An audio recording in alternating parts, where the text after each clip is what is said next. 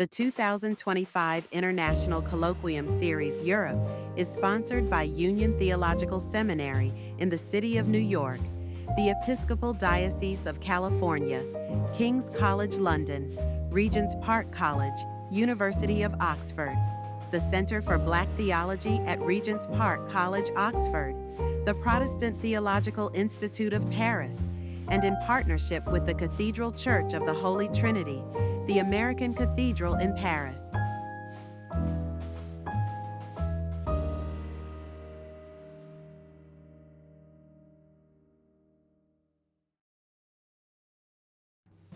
The Northern California Dr. Martin Luther King Jr. Community Foundation is dedicated to promoting justice, health, education, and service.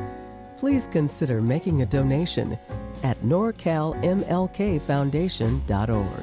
Every donation makes a difference.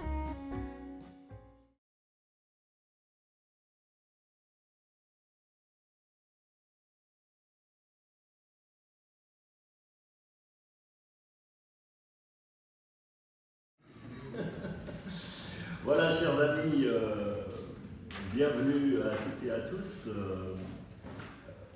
Heureux de vous voir si nombreux finalement pour une journée qui n'est pas évidente, puisque c'est un pont en France et que beaucoup sont hors de Paris aujourd'hui, entre le jour férié et le week-end. Donc voilà, on est très heureux que vous soyez là. On va être rejoints cet après-midi par des étudiants qui sont en cours ce matin. Donc voilà, on sera un peu plus nombreux encore sur place. Et puis on est en train, comme vous le voyez, d'enregistrer et de filmer pour la chaîne YouTube à la fois de l'IPT et puis de la South California Dr. Martin Luther King Jr. Community Foundation. I didn't even look at my paper. Parce que vous l'avez compris, cette journée, ce colloque intitulé « Le sens de la communauté dans un âge d'incertitude, expériences religieuses afro-américaines et discours publics » est co-organisé par la Northern California Dr. Martin Luther King Jr. Community Foundation, mais heureusement elle a un petit nom, et on va l'appeler par son petit nom dorénavant, c'est la NorcalMLK. Et puis, bien sûr, l'IPT. Donc, on est très heureux, très fiers, très reconnaissants de pouvoir accueillir aujourd'hui dans nos locaux 4 collègues, tous d'Amérique du Nord, tous travaillant dans le domaine de ce qu'on appelle aux États-Unis les Black Studies et qu'on a un mal fou à traduire en français. Faute de mieux, on a utilisé le terme afro-américain, mais vous allez voir au fil de la journée que c'est une appellation en somme problématique. Mais il faut une journée pour prendre conscience de ces problèmes de traduction. Nous avons donc 4 exposés aujourd'hui. Alors, le premier sera Aaron Grizzell, qui est le directeur exécutif de la NorcalMLK. On aura ensuite un exposé de Dwight Hopkins de l'Université de Chicago. Et puis il y aura la pause à midi et l'après-midi, on aura 2 autres exposés. Andrea White de Union Theological Seminary et puis Raymond Carr de l'Université Harvard. Vraiment, je suis, en votre nom à tous, je veux leur dire à tous les 4 ma reconnaissance qu'ils aient fait une étape par Paris et par l'IPT après une tournée qui les a conduits par l'Université d'Oxford et King's College. Ils arrivent tout juste là d'Angleterre. Voilà. Donc on fera un moment bibliographique, de présentation bibliographique en fin de journée pour chacun de nos 4 orateurs. Donc pour l'instant, je vous propose sans plus tarder, est-ce que j'ai oublié quelque chose? Dis-moi Frédéric, est-ce que j'ai oublié un point important? important. Peut-être en 2 phrases dire en anglais ce que je viens de dire Ah en oui, français. ah oui. Of course, yes, in English. Welcome everybody to this international colloquium entitled The Meaning of Community in an Age of Uncertainty. This event is co-organized by the Northern California Dr. Martin Luther King Jr. Community Foundation and the Protestant Institute of Theology in Paris. I am exceedingly grateful, I'm delighted, and we are all honored to welcome our 4 speakers today. Aaron Grizzell, Executive Director of the NorcalMLK, Dwight Hopkins, the University of Chicago, Andrea White, Union Theological Seminary, New York, and Rand Carr, University of Harvard. We will have an opportunity to say more about our guests during the day, and specifically on bibliographical questions. We will gather all the bibliographical informations about their publications at the end of the day. For the moment, it is time to start with the first paper that will be given by our own Grizzell, and the title is The Rhythm of Nature, Howard Thurman, Martin Luther King Jr., and the Meaning of Social Justice. Aaron, thank you very much for being here, and you have the word. Yes. Vous avez, sorry, just one more word, French translations. Aaron will be speaking in English, and French translations have been handed out. Make sure you got one. Thank you. Merci, mon ami Mark. Thank you so much, and thank you. I do apologize because I got an A in French in the United States and an F in being able to speak French in the United States, so I do apologize for that. We are very honored to be here with you in this very historic campus, and in connecting with our dear friend Mark Boss and Frederique and the staff and faculty here. And it was it all began with our dear friend Anne Marie last year in Palermo, Sicily. We were at dinner and thought about a way we can come together to think about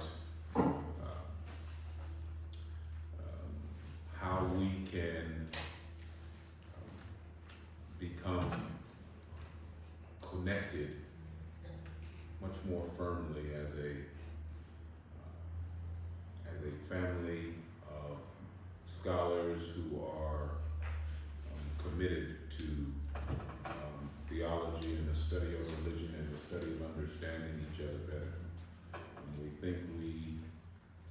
we think religion is central to the human experiment, and that it makes us better human beings and a family, makes us closer together. So I am an historian of religions. I am not a theologian. We have 3 theologians with us who came, and I am on this trip to make sure they do the right thing. But I am an historian of religions, and part of my work looks to think about religion as a human phenomenon. I am also an executive director of a foundation that represents the thought of Dr. Martin Luther King Jr. And that means that part of my duty is to think about certain meanings. One of those meanings is the meaning of social justice. In the United States, there is no unified definition for social justice. It is assumed that there is a meaning for social justice, but there is no unified definition. There's no unified meaning for social justice. And so this paper and these remarks that I'll be offering are a thought about social justice through the lens of Dr. King and through the lens of one of his mentors, Howard Thurman. Now, the paper that has been translated for you is an expanded version, is an expanded paper of what I will be giving. So my remarks will not be full. The paper has a much more full rendering of what I'll be giving to you today. So you can use that and think about that, critique it, mark it up, you know, and think about it. So again, my title, as Mark had mentioned, is The Rhythm of Nature, Howard Thurman, Martin Luther King Jr., and the Meaning of Social Justice. When discussing how radical critical thought could use religion and the understandings of the Enlightenment and modernity as portals to exploring authentic expressions of non-Western peoples, historian of religions Charles Houston Long noted that, quotes, a structure for the universal in the human world, though created for Enlightenment understandings of the human venture, expressed an opening for the authentic expression of others. Religion thus became a locus for the meaning that carried an archaic form. It was a root meaning, and could thus become a basis for radical critical thought, close quotes. In some of our 20th and 21st century human rights and civil rights movements, religious thought has given rise to ways of thinking about society and justice that have predicated the implementation of strategies designed to achieve certain social goals and objectives. My remarks today briefly propose two philosophical ideas, sociality and justice, out of which I argue emerges the meaning of social justice. These ideas take as their progenitor two of America's most creative religious thinkers, Howard Thurman and Martin Luther King Jr., whose lives share a common connection to the meaning of modernity, a connection from which emerges a moral and ethical force that grounds their meaning. Howard Thurman may be best known as a mentor to Martin Luther King Jr., yet in his own right, Thurman possesses a reservoir of scholarship and a corpus of thought that continues to influence succeeding generations of thinkers, ranging from civil rights activists and to religious and interreligious minds and philosophers. His childhood experiences left an indelible impression upon his views, where mixed with the maternal and matriarchal care and his own childhood connection with nature and his natural surroundings, Thurman's young mind was planted in fertile, primordial soil.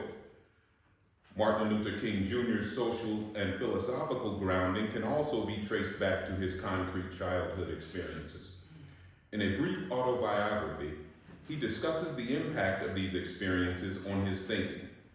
He states, quotes, "It is quite easy for me to think of a God of love, mainly because I grew up in a family where love was central and where lovely relationships were ever present. It is quite easy for me to think of the universe as basically friendly mainly because of my uplifting hereditary and environmental circumstances. It is quite easy for me to lean more toward optimism than pessimism about human nature, mainly because of my childhood experiences, close quotes. These experiences strengthened two of King's long instilled convictions, namely the idea of a personal God and the dignity of the human personality, both of which informed his activism and work. Now, my remarks are separated into 5 sections. The first section, Primordia. Number 2, Nature's Rhythm. 3, Sociality. 4, Justice. And last, Social Justice, which taken together will, I hope, lead toward a vibrant meaning of social justice. Primordia. Looking back, one must carefully consider how an experience of capture and enslavement and the connected Black religious experience lay the predicate for the informed existence that molded thought in the communities from which Thurman and King emerged. The Atlantic world's Middle Passage is the locus from which to view this utterly definitive and unique phenomenon through the experience of physical and psychological torture. Today, it may be hard to imagine the physical terror in the holds of the purpose-built ships fitted for Atlantic slaving, transatlantic slaving, where African captives were taken on board, stripped naked, packed together in irons and chains, and violently abused for months on end during the transatlantic voyage, the cramped conditions often leading to sickness, suffocation, fever, defecation, and death. These physical conditions fused with peculiar circumstances to prey on the mind in a unique way. The concrete reality of involuntary separation from a known and structured world in which reality was articulated and understood met the captive en route to and on board the slave ship. On ship and at sea, they were homeless, landless, nameless, separated from self and being. This terror experience was both individual and social. At the level of the individual, the confrontation with the stripping of self and meaning emerged from an involuntary experience at the deepest level of being. The individual captive was forced to confront this loss in a uniquely personal manner, and within that isolation, grasp their being again. The experience also expressed an ontological primordium of a new community and a social marker, because being shackled and submerged in the holds of the slave ship was a common experience from which emerged a common social language. I think the fundamental force behind Thurman's and King's thought lies in this fertile primordial ground, as a ground that relates to that experience from a deeply ingrained point of reference in the West's idea of modernity. In other words, the strength of Thurman and King comes from a relatedness with Western sensibility on the one hand, and peoples and societies across the world in the throes of colonial and post-colonial subjugation on the other, the powerful and the powerless, the vociferous and the voiceless, the subjugated and the subjugated. Nature's rhythm. Thurman's childhood experience left an indelible impression on his view of nature as a milieu characteristic of order rather than chaos, exuding a rhythm and imbibing its elements with creativity, harmony, and community. He begins his systematic framework by positing interaction as nature's built-in urge. Why? Because to survive and live, nature needs to interact, for nature is life, and interaction is how life realizes that it is both alive and itself. Thus, at the elemental stage, nature is a goal-seeking endeavor. It is selfish, seeking its own survival. And this determination connotes a discipline of self-sustenance.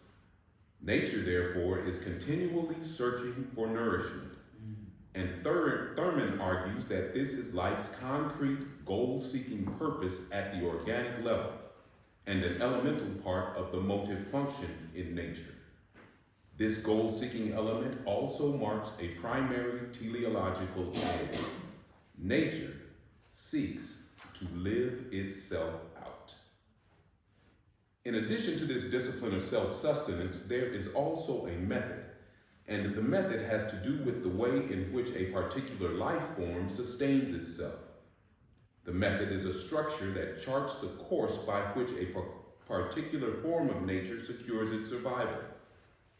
Thus, the method is a special kind of consciousness whose process is regularized and becomes a visible sign of an element's vitality. There is therefore a communicative lattice within nature's network that communicates the conditions by which life is to be secured and by which vitality can be viewed. But Thurman also notes that this lattice, when broken, can disjunct nature from its mode of sustenance and lead to death. Sociality. As elements of nature, human beings are imbued with the regularized structure mentioned above. Interaction is required to live. It is the built-in urge whereby human beings realize their own existence and recognize themselves in that existence. It is both a confirmative and a recognitive process in that I realize my own existence through others' recognition of me, and I recognize myself through my reciprocating interactions with others. Thus, human beings need connection to and with each other to confirm and affirm their own individual existences and to live in that existence physically, spiritually, and emotionally.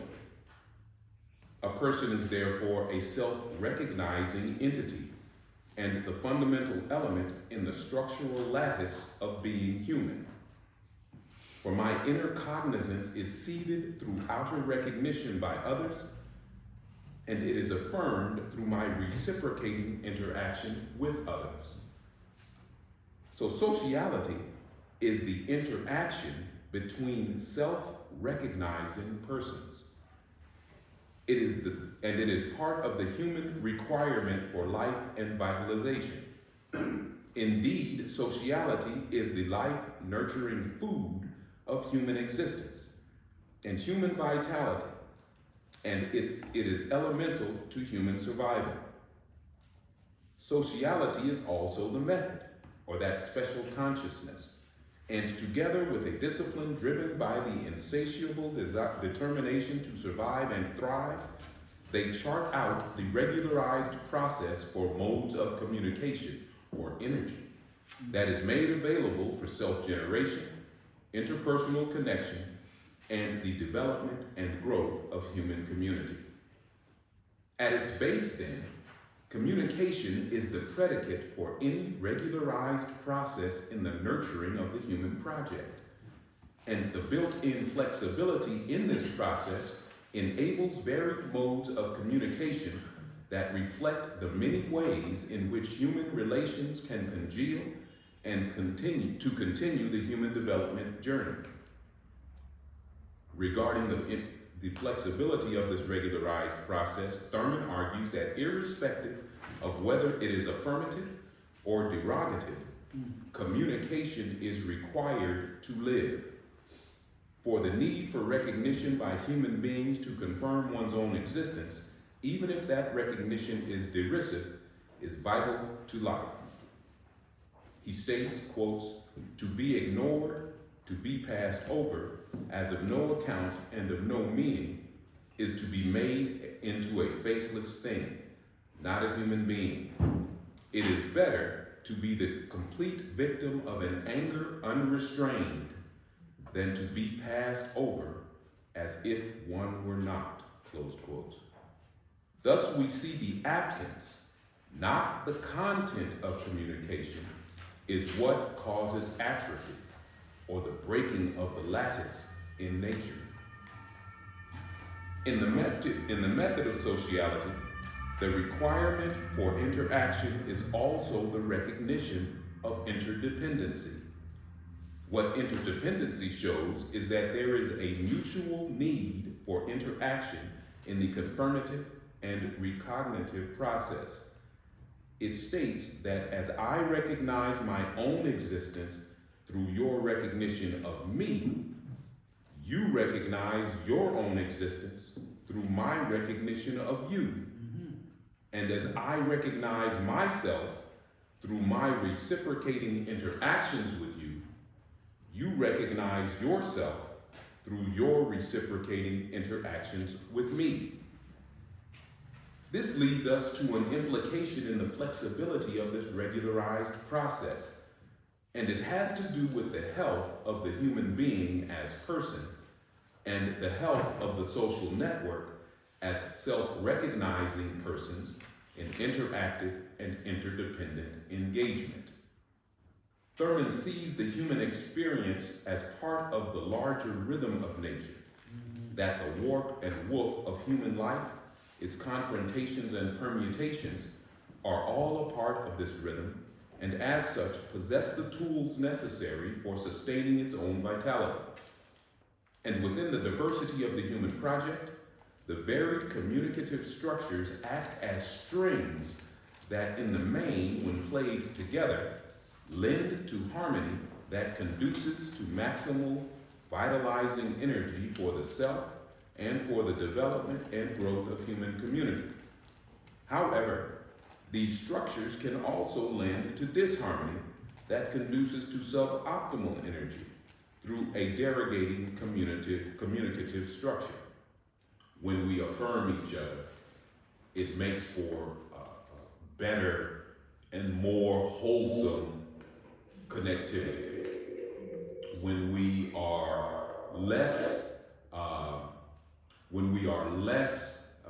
mean to each other, when we insult each other, that drives down our connectivity. Yeah. We can still live. Slavery proved that. 400 years of oppression and we are still alive. So the human being can survive in deeply derogating environments, but do they thrive? That's the question.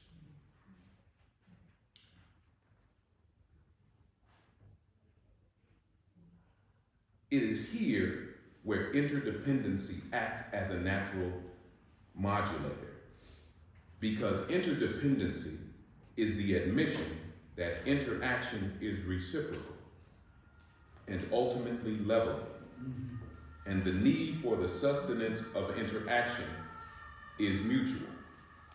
At some point in the human family, we will discover the balance between the way we communicate with each other to make the human being individually and socially better. That we can become better human beings, more efficient human beings, more alive human beings. That's Thurman's argument. Justice. The Western idea of justice takes many shapes depending on its connotation and use. However, Oxford's David Miller cites the opening statement in the 6th century Institutes of Justinian that quotes, "Justice is the set and constant purpose which gives to every man his due," close quotes, as the locus for our modern understanding, marking 4 elements common to the varied uses of justice that are sourced in this idea. Namely, 1, justice deals with how individual people, groups, and etc. are treated. 2, justice is obligatory on and enforceable against the offending agent. 3, justice involves impartiality and consistent application. And 4, justice involves an agent able to dispense justice. In this common shape of the term, we are at once hearkened to what late antiquity Roman order represented. First, in this idea of justice, only those who were citizens under Roman law could avail of its benefits. Slaves, who played a central role in Roman society, had no civil rights. In addition, the practical status of women, who were also citizens, carried less rights. For instance, the lack of voting power and political office holding, and often a deep dependence on men for social standing.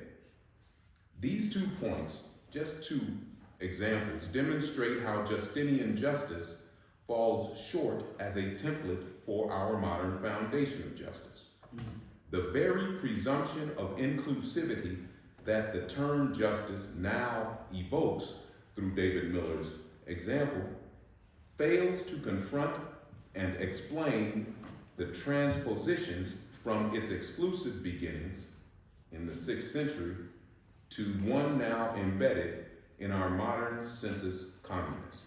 How do we get to a justice that is inclusive of all people? How does we get that from a justice that was derived just for a few, without wrestling with the problem of justice in the beginning? We have not wrestled with that, and yet by some magical act, justice is now inclusive of all. What I think is required is an idea of justice marked by a different path, one that follows a more archaic route that leads to an archaism of the person. And Thurman's structure of interdependence is a prerequisite to this meaning, which we find through Martin Luther King Jr.'s philosophical grounding. King states, quotes, "Personalism's insistence that only personality, finite and infinite, is ultimately real, strengthened me in 2 convictions. It gave me metaphysical and philosophical grounding for the idea of a personal God, and it gave me a metaphysical basis for the dignity and worth of all human personality." Personalism places the person at the center of a philosophical system that originates from the intuition of the person themselves and then goes on to analyze the personal reality and the personal experience that are the objects of this intuition. The original intuition is really that of self-awareness, by which one grasps values and essential meanings through direct experience.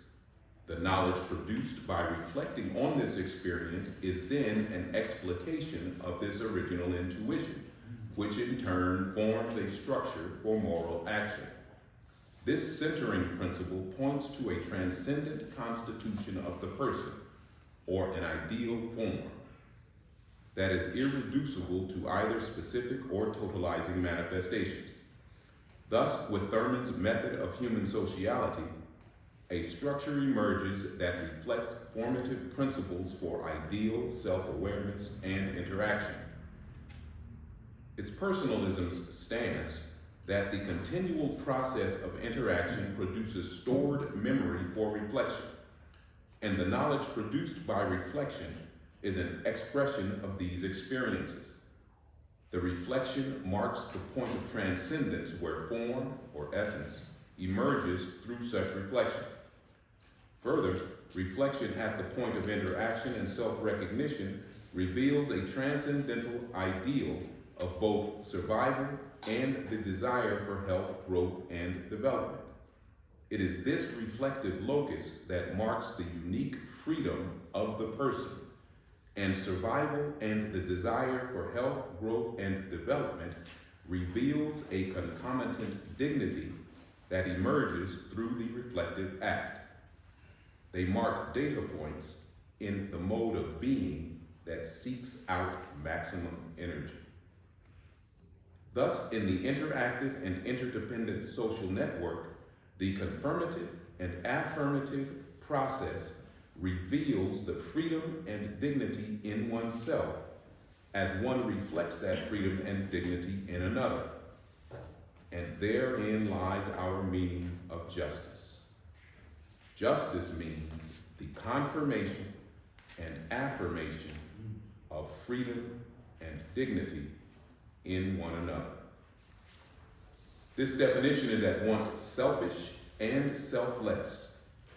It is selfish in that justice is embedded in the human mode of sociality that is required for one's survival. And it is selfless in that that very survival requires the giving of oneself to others to grow and to thrive. Social justice. The concept of social justice can be found grounded in concrete experience and articulated in sociality and justice, two philosophical principles embedded in the fundament of modernity's meaning, but located outside of modernity's epistemological control. In Thurman's structure, sociality is defined as interaction between self-recognizing persons, the method by which human beings emerge, develop, and grow. It is a way to view human self-awareness in individual and in social formation, wherein the milieu of interaction and interdependency serve to confirm and affirm the person.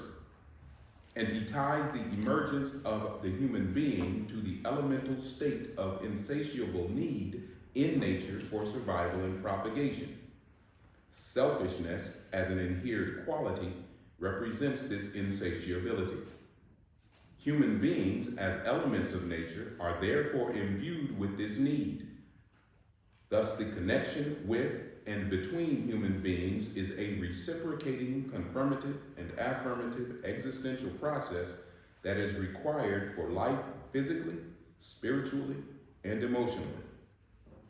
This special consciousness is a method that charts out the regularized process for communicative modes that are made available for self-generation, interpersonal communion, and the development and growth of human community. We therefore find that communication is the predicate for any regularized process in the nurturing of the human project.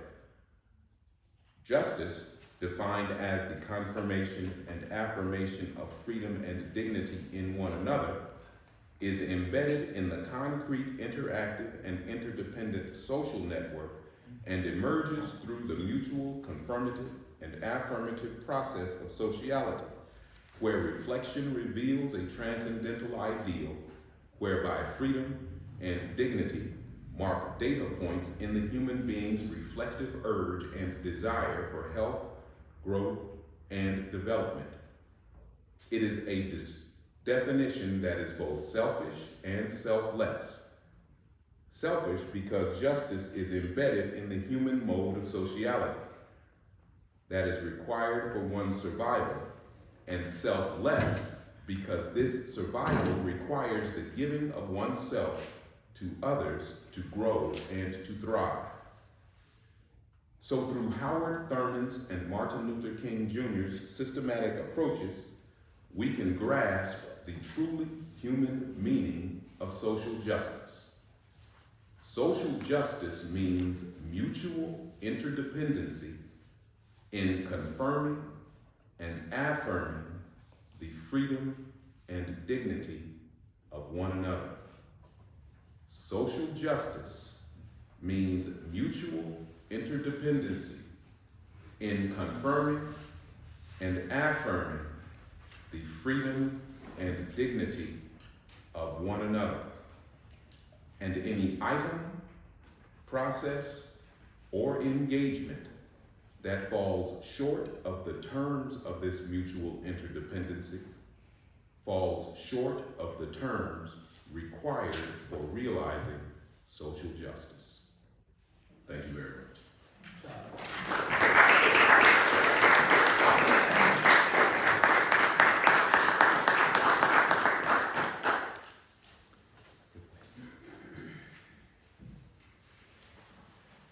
Thank you very much, Aaron, for this very thoughtful paper and definition you propose on the basis of your reading of Thurman and King, which is very precise, and it's a real object we can discuss now. You repeated it, but let me repeat it once more.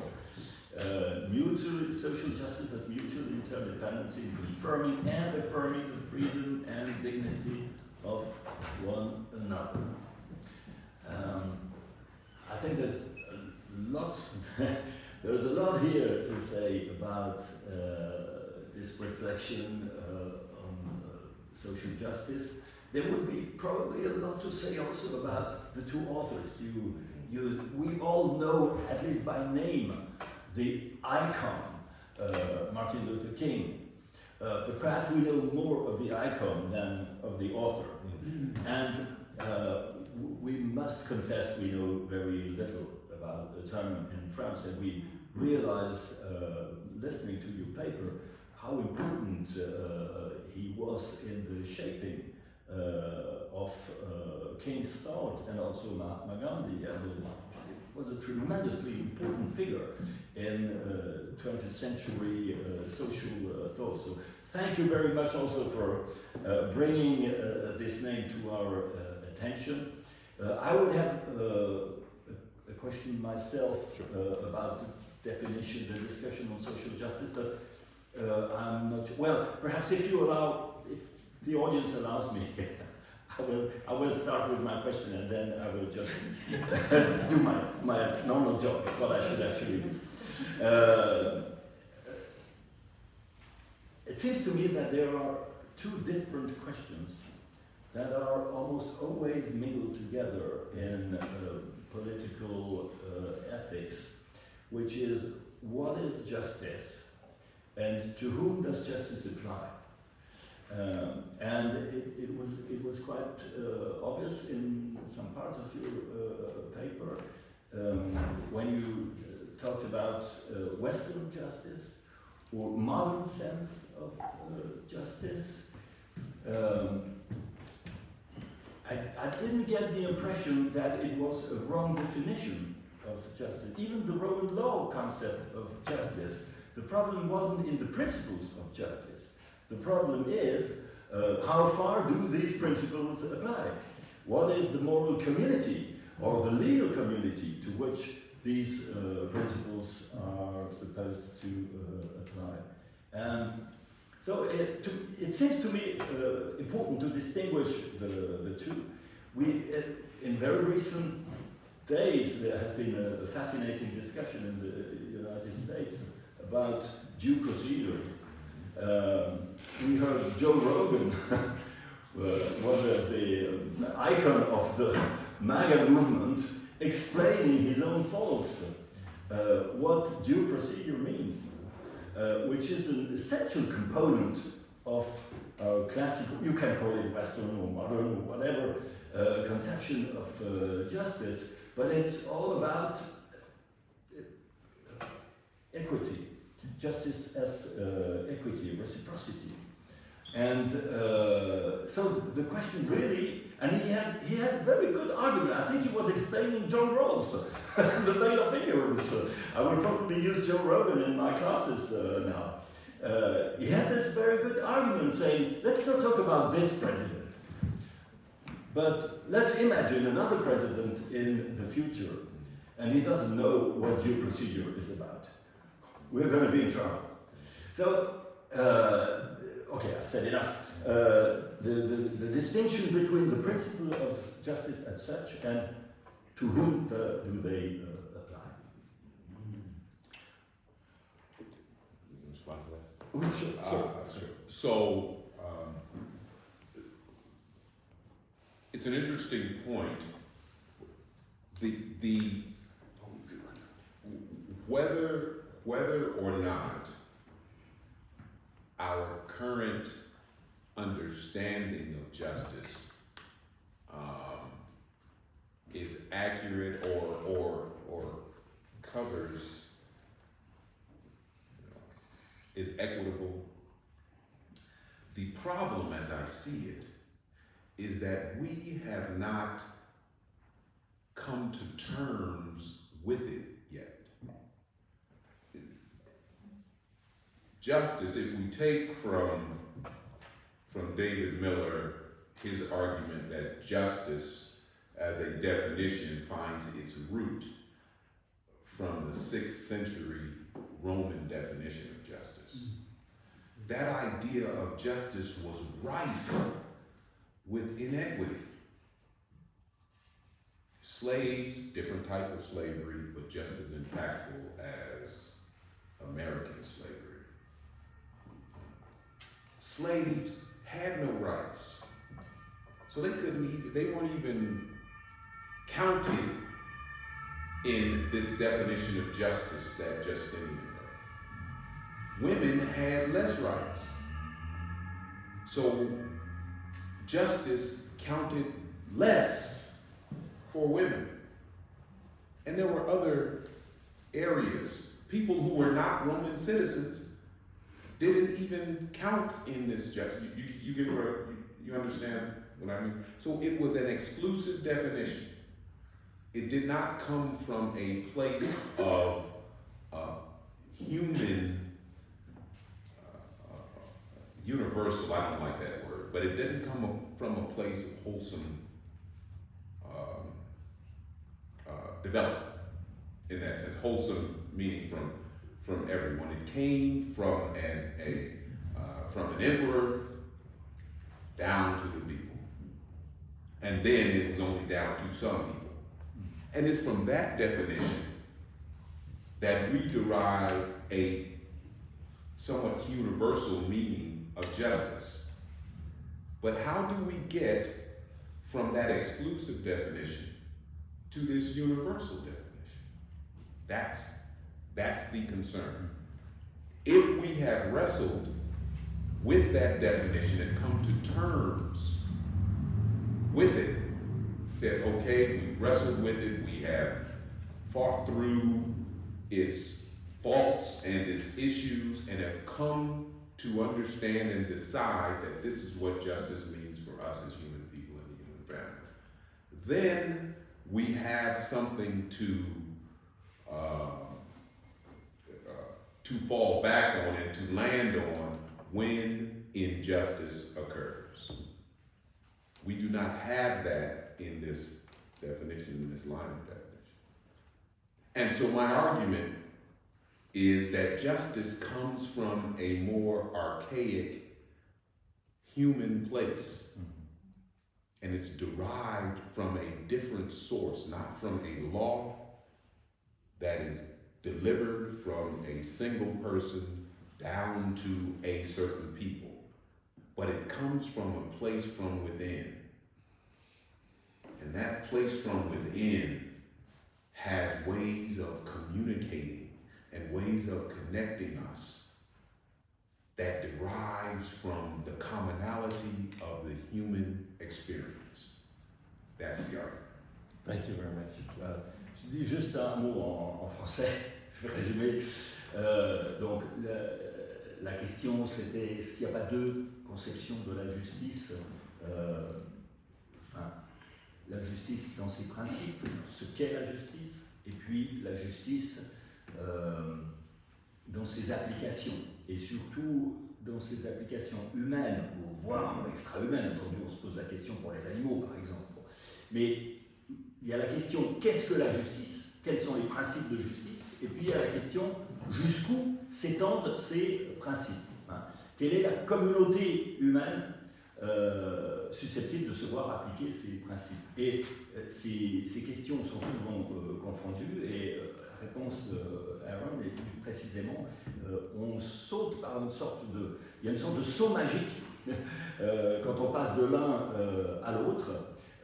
Cette justice qui a été, celle du droit romain par exemple, qui a été conçue initialement comme une justice verticale, une justice d'empire, faite par quelques-uns pour eux-mêmes, à leur usage exclusif, est devenue une justice. Ce même concept est devenu le concept inclusif de justice, mais on ne sait pas comment. Et alors précisément, c'est la thèse à partir de King et de Thurman, développée par Aaron, il faut penser la justice comme quelque chose, à partir de la socialité à partir de l'expérience humaine elle-même, ce qui donne la définition qu'on a répétée 3 fois maintenant ensemble, lui et moi, donc je ne vais pas la répéter une 4e fois. Voilà, maintenant je vais vraiment me faire uniquement traducteur. On garde encore, Frédéric, contrôle-moi pour l'horaire. On a pris un peu de retard au début, on se donne jusqu'à... Je pense que ce serait bien d'engager dès maintenant la 2e conférence, parce que comme on voulait avoir un moment de questions-réponses qui lui ne sera pas intégralement enregistré, il faut qu'on arrive à ce moment final pas trop tard. D'accord. Donc à mon avis, la 2e conférence maintenant, et après on coupera les enregistrements et on aura c'est une bonne idée. In that case, we will have the second paper. Dwight, are you ready? Oh, il faut aller chercher les... Tu peux les copies au secrétariat, oui. On fait de la télépathie.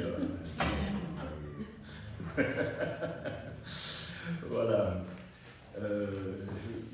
Je profite de ce moment d'attente pour redire quelque chose qui a été évoqué par Aaron, à savoir que si l'idée n'aurait pas été possible, son idée même ne serait pas apparue sans Anne-Marie Reinen, qui est une amie de longue date de nos 4 invités.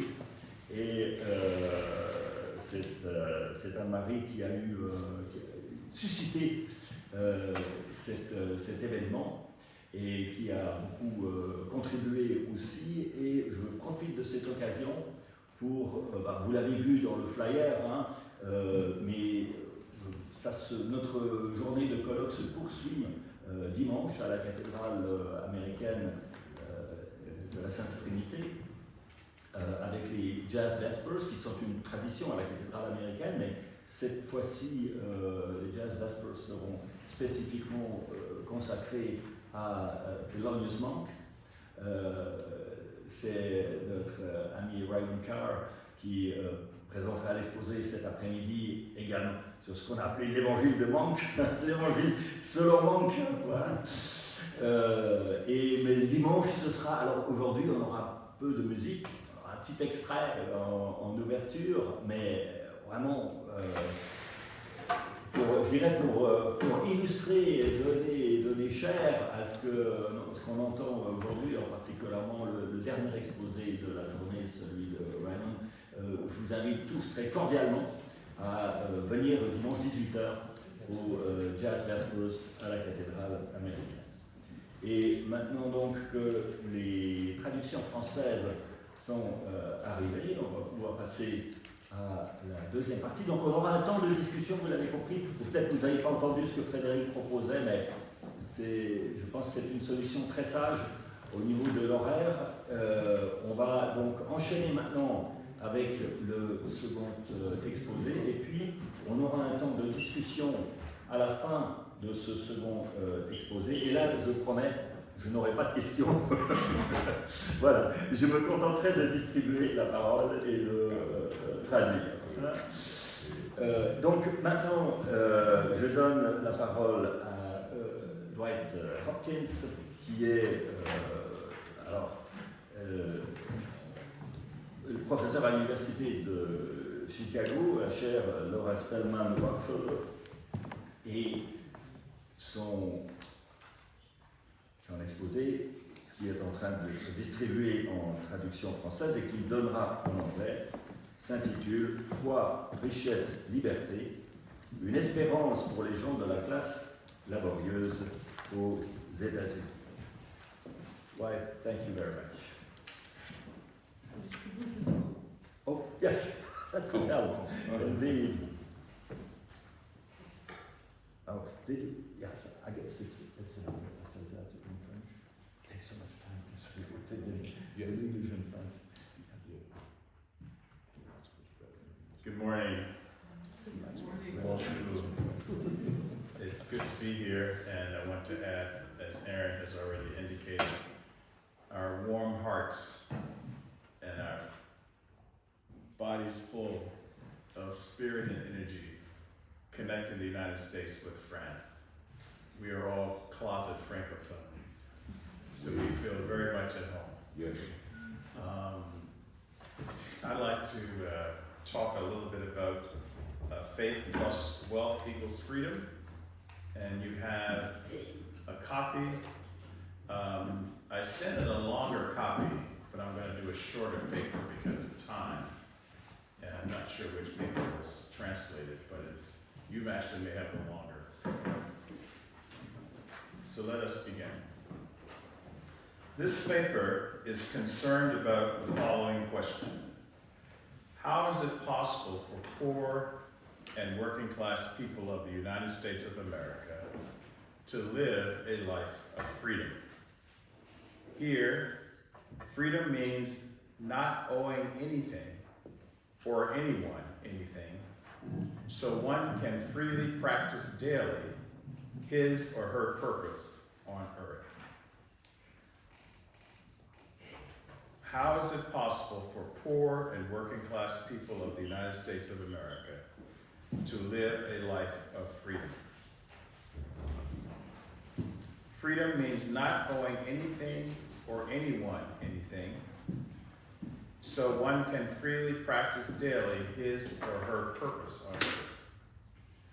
I argue that faith plus wealth equals freedom answers this question. Wealth denotes earth, air, and water, and perfect balance of life energy inside of our bodies. Therefore, wealth has a material and a spiritual component. And faith for Christians embodies the Jesus stories, and for others, an ultimate concern beyond the individual self. The paper will touch on 5 theses to substantiate this claim that faith plus wealth equals freedom. And these themes draw from various sources, such as the Bible, my personal history, Black American experiences or Afro-American experiences, and business theory. By way of introduction, 2 things impact my research question and my combined theology and business response. First is my definition of Black liberation theology. Black liberation theology means starting with the liberation message of Jesus and discerning how that liberation is revealed in theology and in Black American experiences. In the phrase Black theology of liberation, the leading factor, the word that defines the rest of the phrase, the word that adjudicates the other 2, and the word that asks, have we been faithful to our calling? The main word is the Jesus story of liberation. And so my Black liberation theology begins with the Jesus parables about liberation that anchor my research and way of living. Without me first clarifying the Jesus stories, my understanding of Black and theology, the 2 other words in the phrase Black liberation theology, is stunted. Several Jesus stories give substance to Jesus' sense of his own vocation and how he defined the vocation of all humankind. First is Luke chapter 4, verses 16 through 21. And one can argue that this is the only place where Jesus offers us his self-understanding of why he is on earth. Indeed, this is his first public presentation. In a sense, it is the proclamation of why he walks and talks on earth. Thus, it is the first word of God's own self-understanding. It is the inaugural state of the cosmos speech. And what is this first annunciation explaining why Jesus came to earth? Quoting Luke 4, he went to Nazareth where he had been brought up, and on the Sabbath day he went into the synagogue as was his custom. He stood up to read, and the scroll of the prophet Isaiah was handed to him. Unrolling it, he found the place where it is written, "The Spirit of the Lord is upon me, because it has anointed me to proclaim good news to the poor. It has sent me to proclaim freedom for the prisoners and recovery of sight for the blind, to set the oppressed free, to proclaim the year of the Lord's favor. And then Jesus rolled up the scroll, gave it back to the attendant, and sat down. The eyes of everyone in the synagogue were fastened on him. And he began by saying to them, "Today this scripture is fulfilled in your hearing." Close quote. So we must remember that the year of the Lord's favor refers to the book of Leviticus in chapter 25, a period of God's favor and blessing for the poor and oppressed. Furthermore, this phrase is associated with the year of Jubilee, denoting a period of debt forgiveness, land restitution, and freedom from physical slavery. The thread here is liberation of working people, the poor and the oppressed.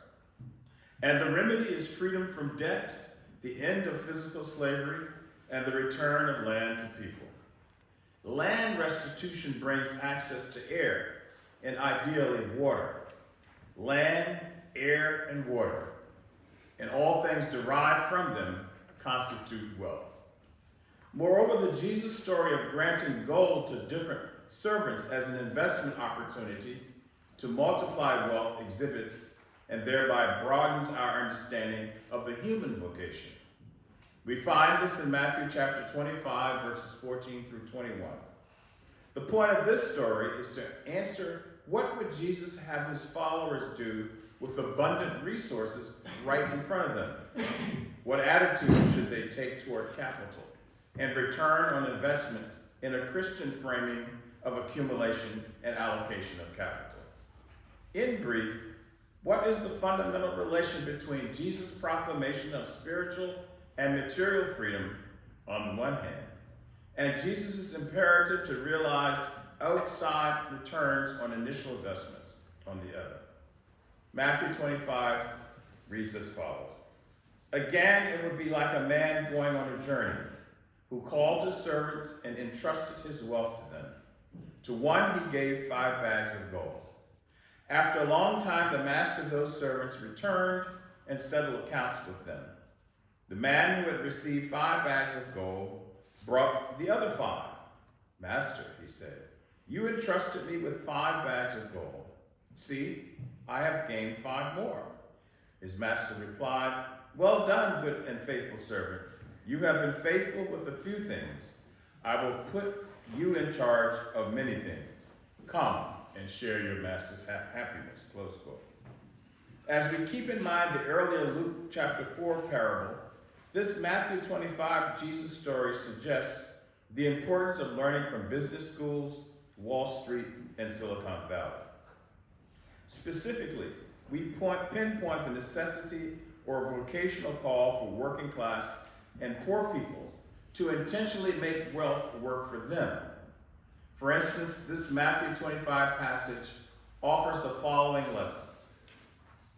1, don't hoard wealth, rather use it to multiply wealth. 2, financial literacy is key to this process, which basically comprehends the art and science of investing. 3, one needs to learn business management. How does one organize the intricacies of an enterprise? 4, what role does marketing play? Marketing, the art of persuasion, is essential to multiplying wealth. 5, the dynamics of money flow hinge, to a large degree, on how wide one's relationships are to an ever-growing web of people relationships. 6, complementing this Matthew 25 story is another one of Jesus' instructions where he teaches us the following, quote, "From everyone who has been given much, much will be demanded, and from the one who has been entrusted with much, much more will be asked," close quote. And 7, finally, and very importantly, wealth requires a deep grasp and nuanced practice of business ethics. Indeed, the best business ethics statement in the world is the Mansari's Oath of Ethical Investing. The foundational ethical themes here are integrity, excellence, fairness, equality, respect, transparency, confidentiality, and growth. In addition to my understanding of these Jesus stories, The second factor impacting my research question and my combined theology and business response is my personal journey, which, like the Jesus stories, connects faith and wealth as a condition for practicing freedom. My family genealogy goes back 5 generations in the state of Virginia in the United States and interweaves church participation and belief in the Jesus stories with business ownership. I am the 6th generation with 3 additional generations since my birth, thus constituting 9 generations of the Hopkins family in Virginia, and Dwight Nathaniel Hopkins II is the 7th generation, my son, on his iPad there. Though the dominant Hopkins Christian institution was Baptist, the Episcopal church culture molded worship and belief due to the ever-present Episcopalian heritage handed down since the founding of the Virginia colony by England in 1607.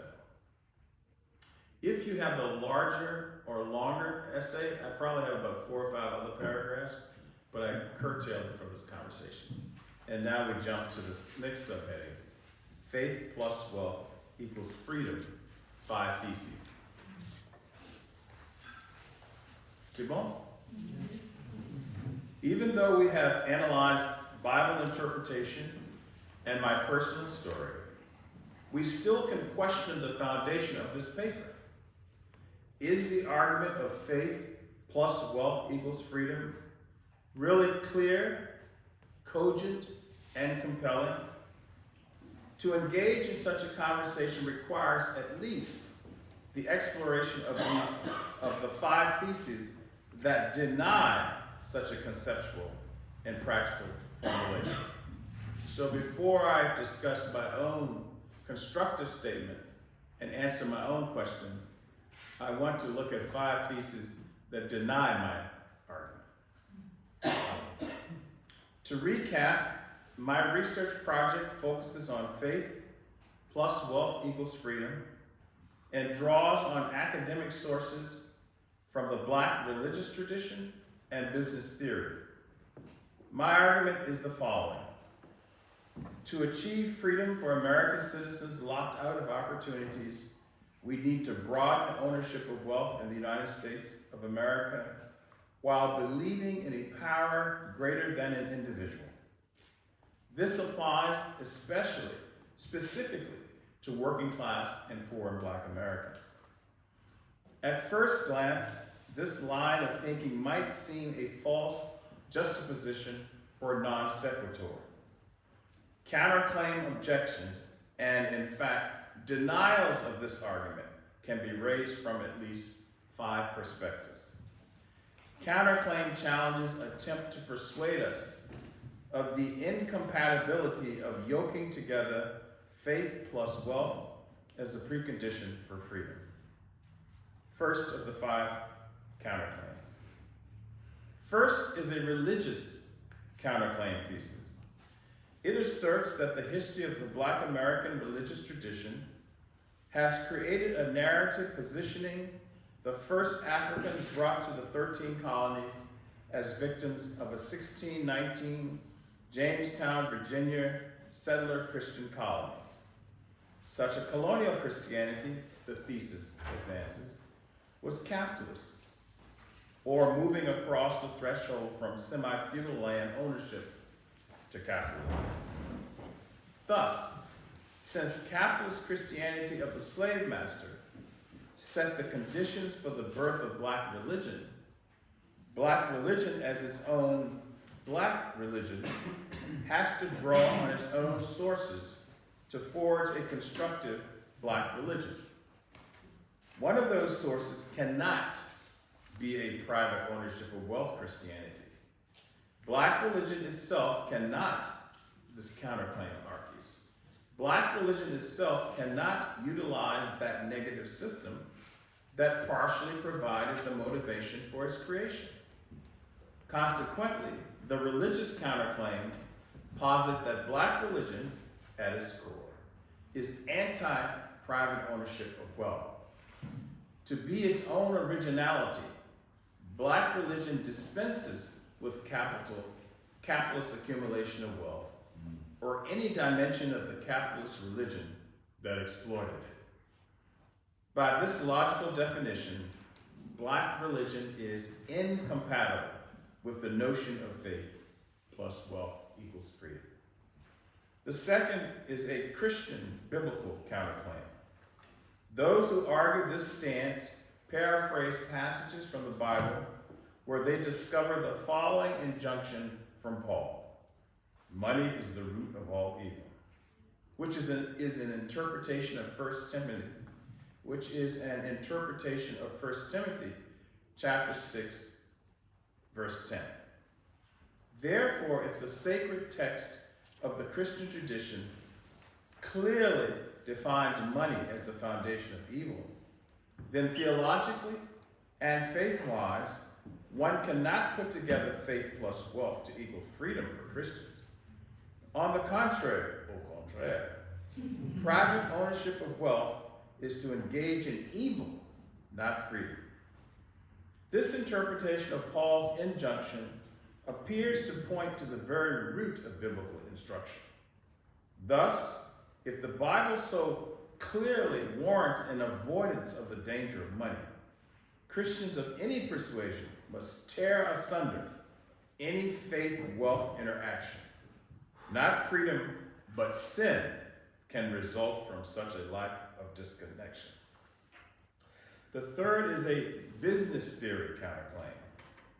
Writing in a 1970 New York Times article, Milton Friedman, the famous University of Chicago economist known for the Chicago School of Economics, declared that the sole purpose of a capitalist company is to make profits for its shareholders, those who own the wealth of the business. For a corporation to engage in social impact or social justice, which from my analysis falls under freedom, if they engage in these things, the corporation is engaging in socialism. Friedman was not a stereotypical Ed Heck theorizing abstractly in Hyde Park, Illinois, the neighborhood of the University of Chicago. He became advisor to President Ronald Reagan and British Prime Minister Margaret Thatcher. From a business school perspective, we cannot marry profit-making with religion or freedom or social justice. The very idea and function of a capitalist enterprise collapses into socialism in the United States if the goal of said enterprise is not strictly and only maximizing profit. Furthermore, when investors give their money to a company and the managers of that company don't singularly and rigidly pursue huge returns on investment, they betray their fiduciary obligations. In a word, they have broken the relation of trust between the investors and the managers of that wealth investment. Hence, faith, broadly construed as social doing good. Faith, always, without exception, stands sharply over against wealth maximization. The fourth is an economic theory counterclaim. Karl Marx stated that capitalism was inherently exploitative of the working class and other sectors of society who were the most distant from private ownership of wealth or capital. So too he stated that religion or faith is the opiate of the people, especially the working class and poor in all societies. If capitalism is exploitation and religion is a debilitating drug, then we cannot have faith plus wealth equals freedom, because it contradicts the research and conceptual framework of Karl Marx. Marx substantiated his global conclusion by immersing himself in meticulous archival work, as well as contemporary observations of European working classes. And fifth, and finally, is a worldview outlook counterclaim. It sees a world where all Black American citizens, Afro-Americans, are victims of an oppressive system. Because of this origin myth, Blacks appear hermetically sealed within white supremacy capitalism.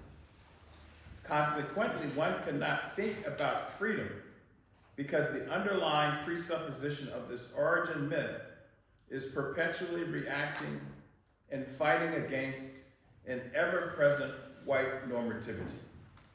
To talk about Black people in North America is to begin always with how white racism has permanently, always already ensnared this total Black population, Afro-Americans, in an intersectional, never-ending state of reactivity and victimology. When we look at Black Americans, Afro-Americans, we see victims. If one begins with victimhood and lacking agency, then one cannot realize faith plus wealth equals freedom, which is based on agency. My faith plus wealth equals freedom argument refutes these counterclaims by offering a positive view of Africans and Blacks in the 13 colonies and subsequent United States nation. And I document conceptually and practically how private ownership of wealth, religion, and doing good go together. First, from the arrival of the first group of enslaved Africans through the creation of Black Americans until today, Afro-Americans, the Black religious tradition has always provided examples of how Black private ownership of wealth was compatible with Christianity. The role of Black businesses in the 1950s and 1960s civil rights movement is a case in point. Black businesses provided the hotels, the restaurants, church buildings, and Black-owned taxis that sustained that movement. Likewise, the last speech of Dr. Martin Luther King Jr. embodied his broadening into the analytics of class analysis of Black ownership of wealth as an additional phase in the struggle for freedom. For instance, on the night of April 3rd, 1968, the day before he was assassinated, King preached his final sermon in Memphis, Tennessee. And here's an excerpt. He says, "And that's all this whole thing is about. We aren't engaged in any negative protest and in any negative arguments with anybody. We are saying that we are determined to be men. We are determined to be people. We are saying that we are God's children. And that we are God's children, we don't have to live like we are forced to live. We don't have to argue with anybody. We don't have to curse and go around acting bad with our words. We don't need any bricks and bottles. But deposit your money in a Black-owned bank.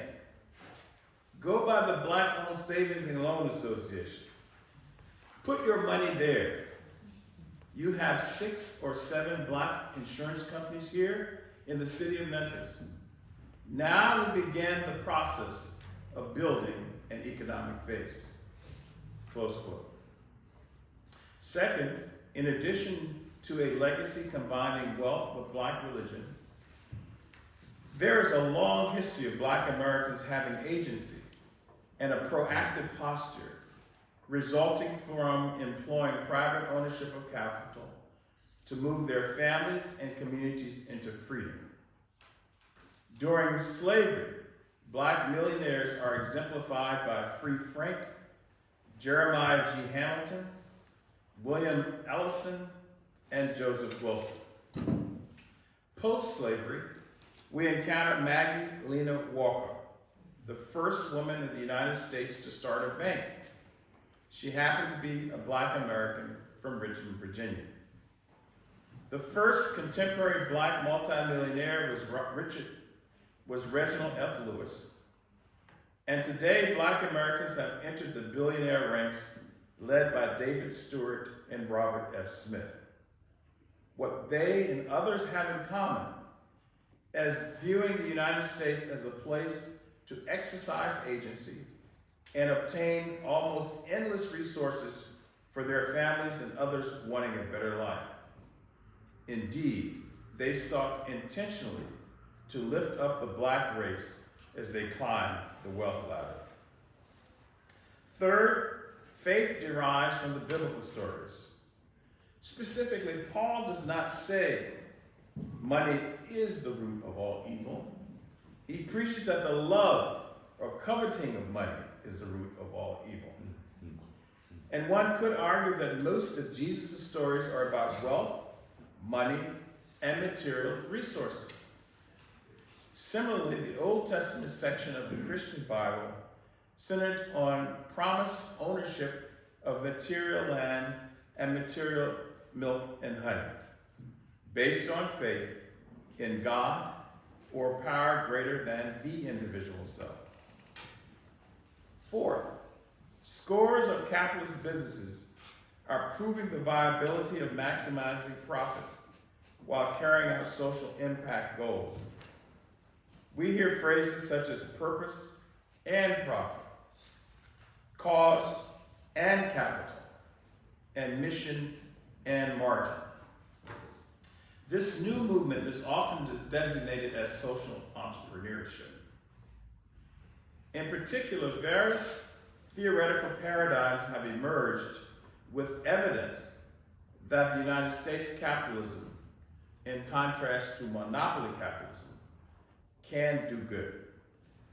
Here are 5 models. 1, making money moral with sustainable investments and impact investments based on economic and social criteria. 2, growing the wealth pie in the United States by increasing the value of a company and the value of the economy so that all stakeholders benefit, especially those who lack wealth. 3, theorizing how to create a capitalism for the people based on supporting a healthy populism to make capitalism more competitive and less of a monopoly.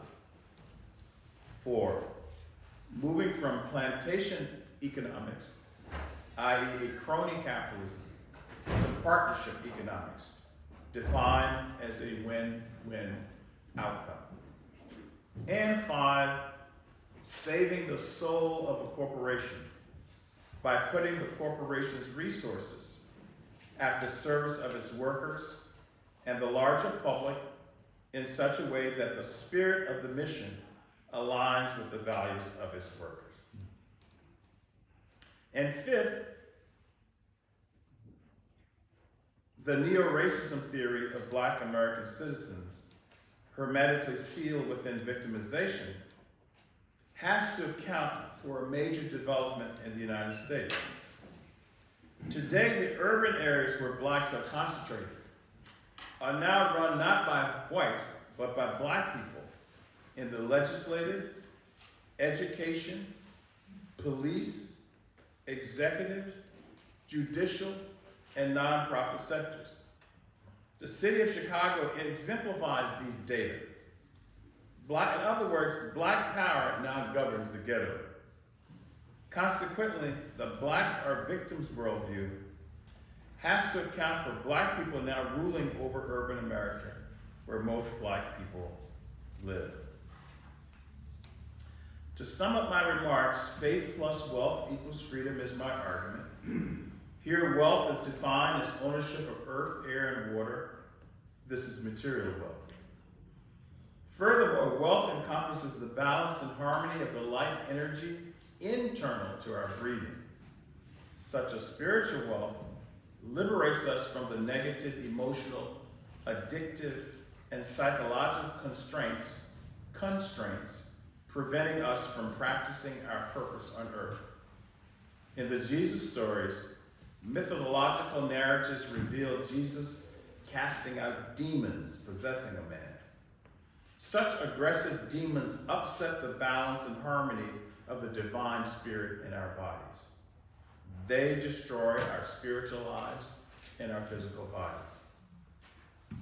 Faith remains, in my research, a life-giving belief in a power greater than one individual.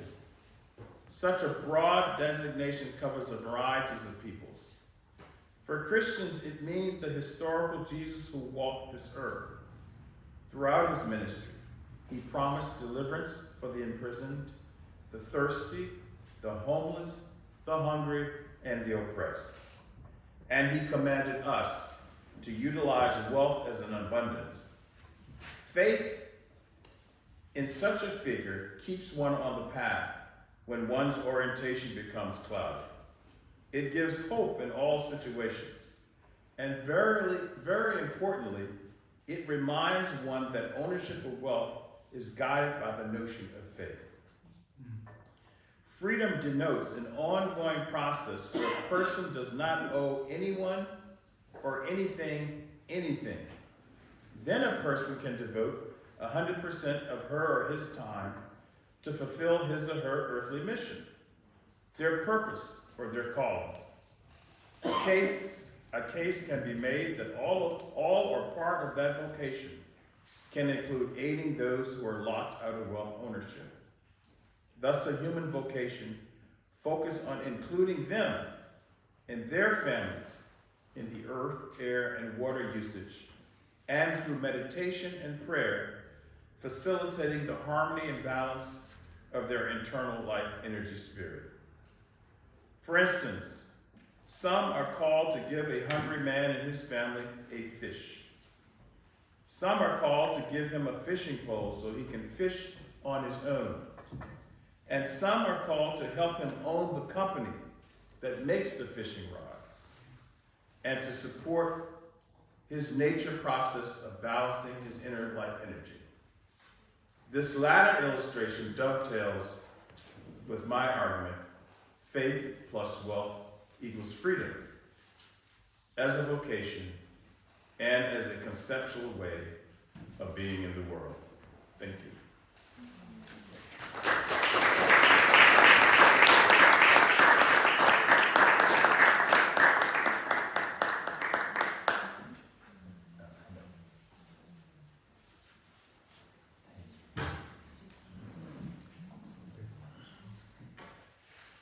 Thank you so much, Dwight, for this thought-provoking proposal of what we might call an alternative narrative to the classical narrative of the black predicament as, what shall I say, ontological victimhood or something like that. It was very thought-provoking, and I'm sure it will provoke now the discussion and other issues you have raised in your paper.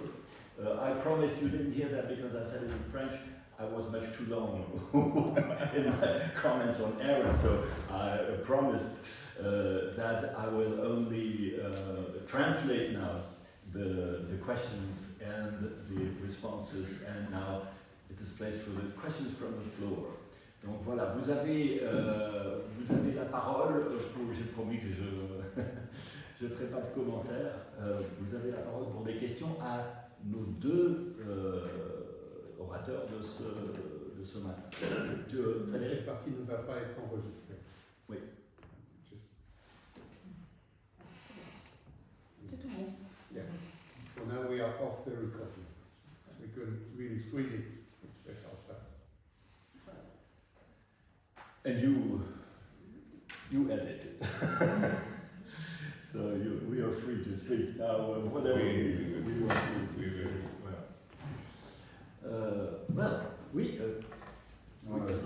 Like many of us, you are probably concerned about is social Darwinism afoot. A recent Guardian article used the term soft eugenics, notably described the new Robert Kennedy Jr.'s abandonment of the germ theory, probably resulting in many deaths, notably in people of lower socioeconomic classes. And so I'd like both speakers perhaps to address their points in the view of scarcity. Dr. Aaron, spoke of the importance of developing values and meanings, essential meanings with respect to direct experience. So if people are experiencing scarcity, whether it's people who are poor or the wealthy technocrats who consider that the best thing for the world is zero population growth, which might indeed mean let's do what we can to reduce populations. If Bangladesh is flooded, so much the better. And also with respect to handing out fishing poles to many people, if there are not enough, in fact, we don't have abundant resources, how does that affect your comment? I'm just throwing out some language, and you can bounce off that as you wish. Okay, so perhaps you... I will translate the whole thing at the end, question and answer. Thank you for your question. I think it's a very, very apt one in today's in our environment today. With respect to scarcity,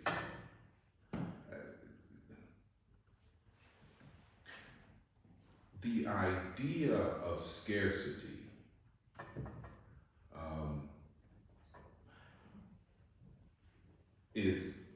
is fraught with contradictions. And I live in San Francisco, California, which is one of the wealthiest places on the planet, and we waste more stuff than we consume.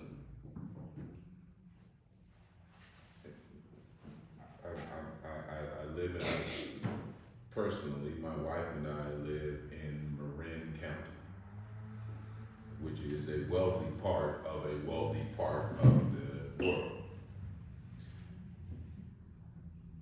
There is a place not 10 minutes from where we live where the average income of the families that live there are perhaps 1% of the average income of residents in that county. So need and distribution of need and the way in which need is defined and distributed is conflicted, because the resources are there to meet the need. And my personal thought is, and Texas and this measles situation is a case in point. We have an issue where the determination of what scarcity is not globally held. And without the voice of those who are impacted by actions that are taken, without the voice, we don't have a real way of understanding what scarcity is, what abundance is, what fulfillment of need is. We don't have a good way to gauge the meaning of that, because all representative voices are not at the table. And so we have found, and we've talked about this on our journey here, while we've been across the pond and while we've been in my favorite city in the world, which is your favorite city. we have talked about how Black mothers in the United States, single moms, can care for their children effortlessly in the face of stark need. How they can just do it. And Dr. White spoke to us a few days ago about how the beauty in that. There is an aesthetic beauty in the doing of an activity. Watching a mother or watching a Black woman, an African American woman, do the everyday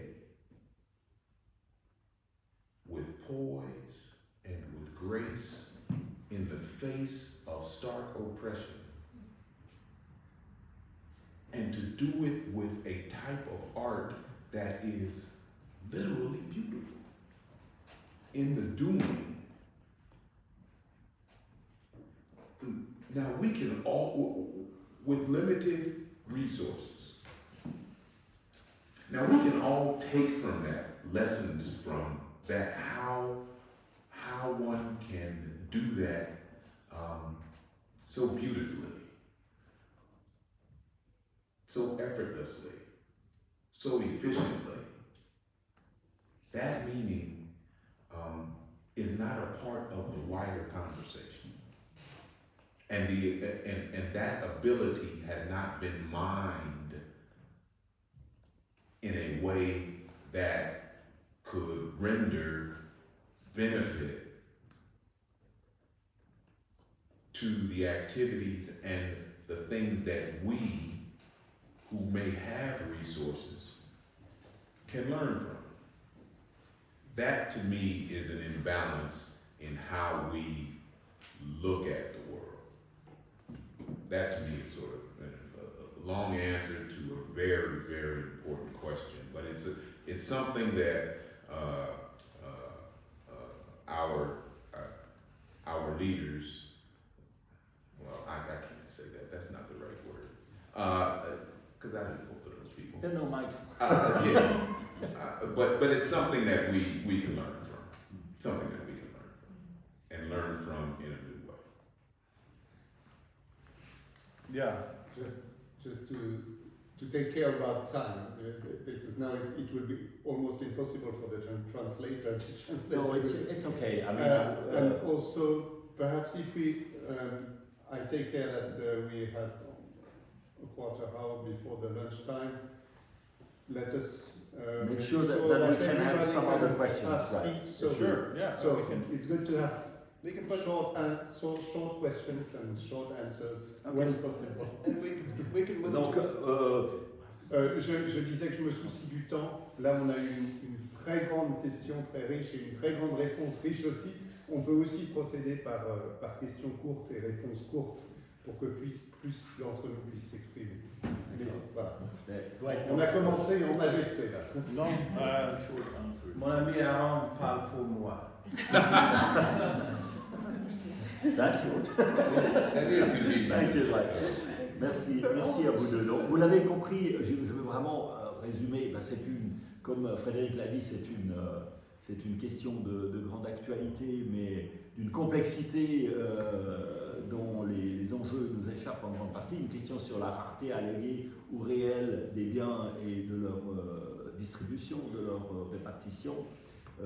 C'est une question, parmi les différentes pistes proposées par Aaron, il y a l'idée qu'on peut trouver de réponse que si on écoute toutes les voix concernées, avec l'exemple des femmes noires qui, dans des situations d'extrême précarité, développent des modèles d'efficience, mais qui ne sont pas pris en compte dans le débat public.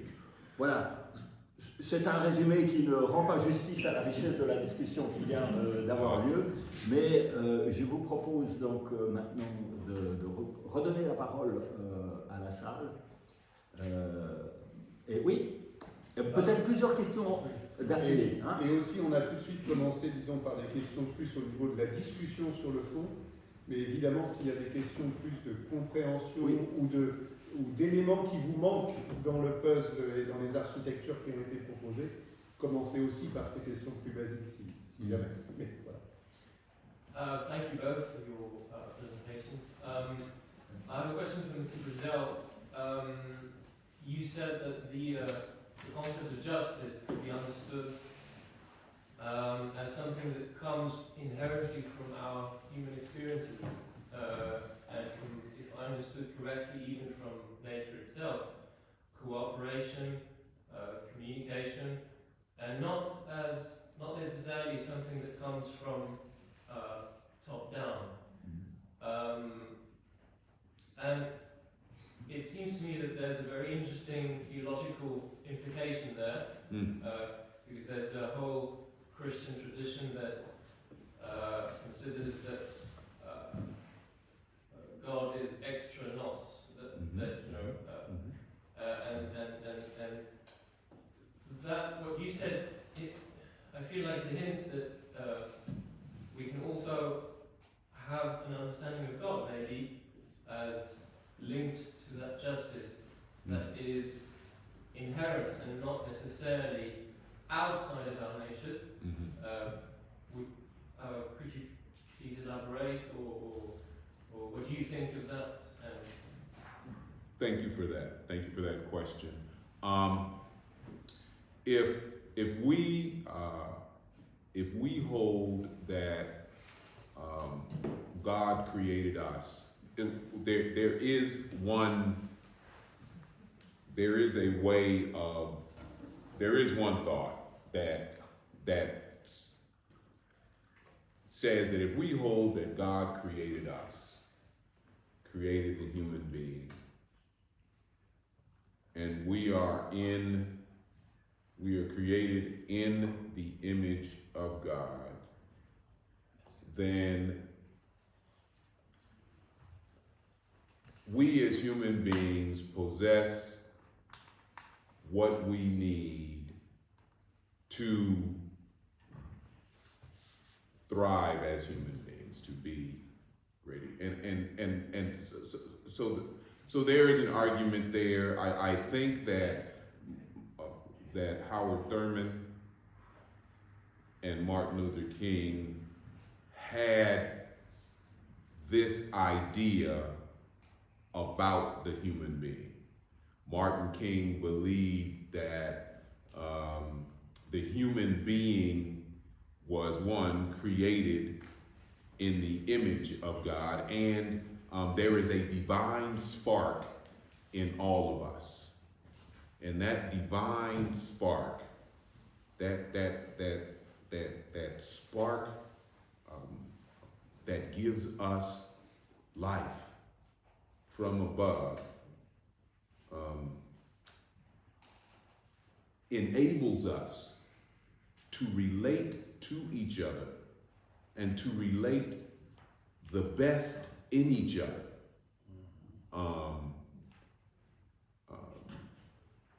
And from that vantage point, from that place, justice stems. We can this definition of justice as we stated, being specifically the confirmation and affirmation of freedom and dignity in one another, stems from that which is within all of us, that divine spark. And so it comes from, in the human place, it comes from within. It comes, as you had mentioned, from within. But it is sent, I'm going to say it this way, it is sent from above. Sent, but it comes from us. It comes through and out of us, but it is sent from a place that is not our own making. It comes from somewhere else. And I think that is probably the closest I can get. So I'm a son of ministers and preachers. And so I'm, I talk a lot. And so I do apologize in advance. Just to add on, I think that a couple of things, Aaron's already laid it out, but I think some of us are working on this idea of co-constitution of the human self. Mm-hmm. That's the broader category. And we see that with the divine spark, which to me would be from the basis of creation. We also see it from the pneumatology, from the presence of the Holy Spirit. We see it there. And we also see it in the covenants that God is working with us. So from the creation perspective, God is never absent if God has created us. And if Jesus sends the Holy Spirit, God is with us. So it's not coming from above. And the covenants are material examples of working together. And then, so from various sources, creation, Holy Spirit, pneumatology, as well as the covenant. But there's also a history of Black folk culture. And there's a saying that says, God will make a way out of no way. But God helps those who help themselves. And so even from Black folk history, Black Christianity, we see not from above, but working together to co-constitute the self. Oui, je veux juste dire quelques mots pour... vous m'entendez? Oui. D'accord. Alors, très rapidement, parce que je crois que tout le monde suit à peu près la conversation en anglais, à la question, est-ce que cette conception de la justice qui part du bas pour aller vers le haut plutôt que l'inverse, est-ce qu'elle a des résonances théologiques et bibliques? Et la réponse, vous l'avez compris, elle est bien évidemment oui. Dans le thème de l'étincelle divine, de la création, de l'alliance, voilà. Donc juste pour résumer en quelques mots la teneur de la discussion qui vient d'avoir lieu. Et maintenant, question suivante. So, my question is also linked with the former question, is that we could not talk about justice without talking about community. So just as you have started your paper, the sense of community, the sense of being together, more than just the fact that we are interconnected or inter-reality, we have behind or in the ground this conception of community first.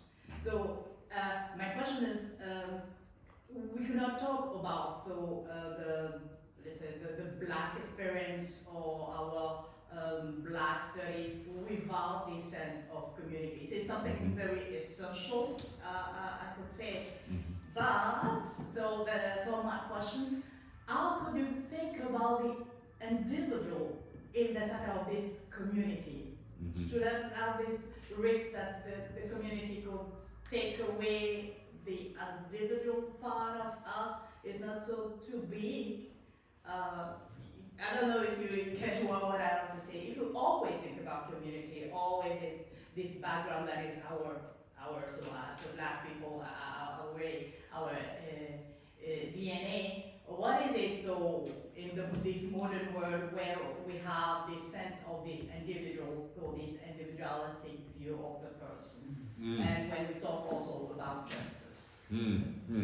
That's a wonderful question. That is a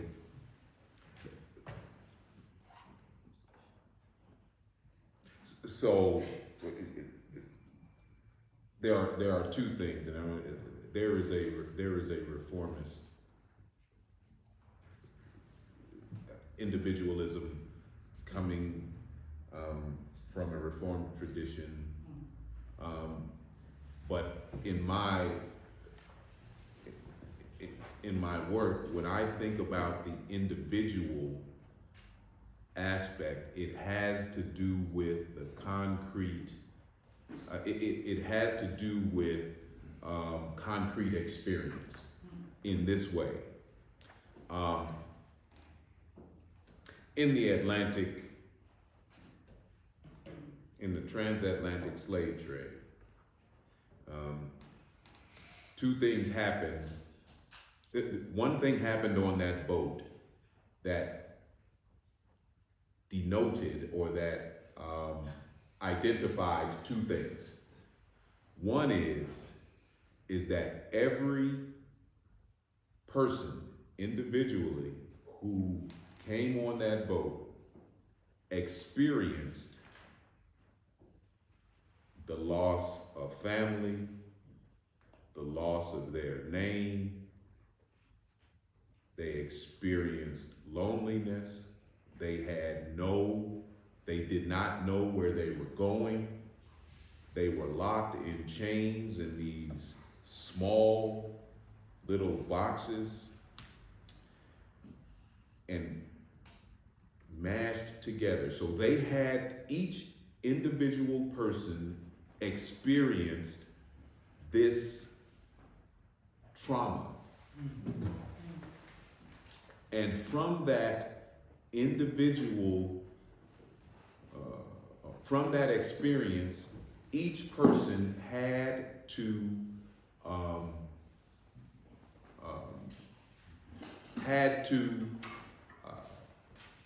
find a way to maintain their being. It was an existential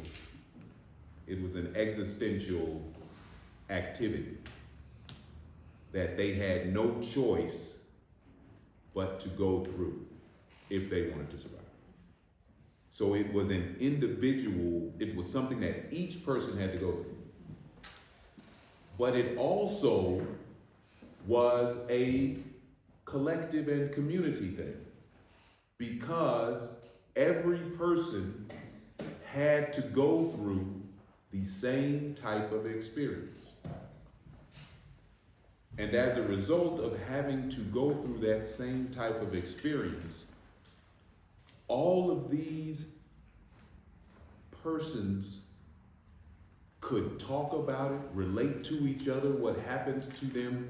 It was like a social marker that caused us to be able to relate to each other and form a very interesting community all throughout the entire Atlantic world. I'll give you one example. One of our colleagues, her name is Dr. Rachel Harding. She is a professor in the United States, but she is a practitioner of candomblé in Brazil. So she did an experiment. She took a recording of a church service from an African American church, preaching, singing. She took it to Brazil to play for her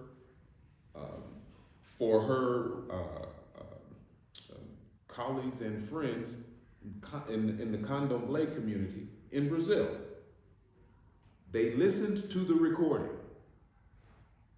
and they jumped up and told her, this service or this recording is exactly the same as what we do. Not Christian, they don't, totally different. But it's the same thing. It's a relatedness. They didn't know it's a relatedness that stems from, this is my argument, that has its beginnings in the bottom of that boat. This form of terrorizing absence that every individual had to go through. So there was individualism, but then the fact of this experience that everyone had to go through created a form of community that everyone can then connect with, and their children could connect with. and their children's children. So it becomes something that we can all relate to, whether one was Christian, whether one was Candomblé or Santeria in Cuba. It's all related. That's one idea that is different from how individualism in our Western thought was created. This is an individualism that results in community.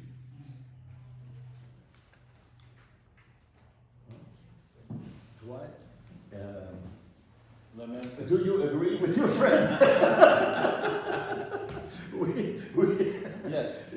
Great.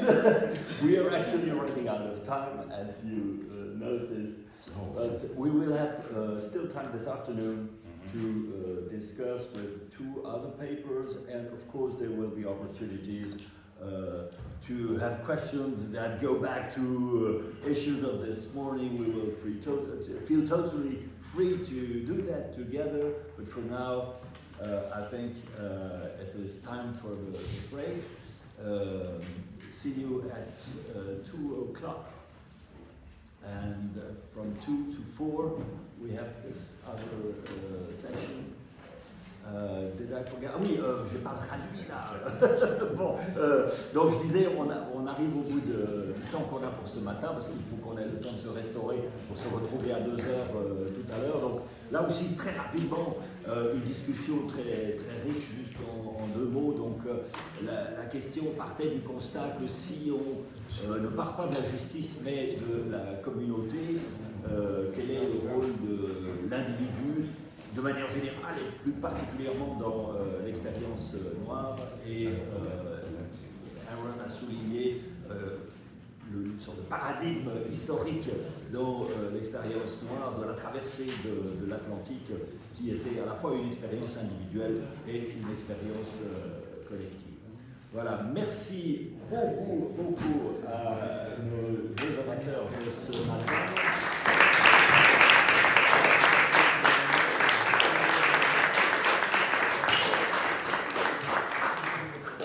Bon appétit.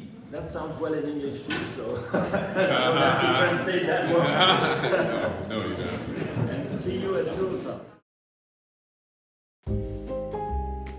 The International Colloquium Series, confronting global issues with moral clarity and intellectual depth.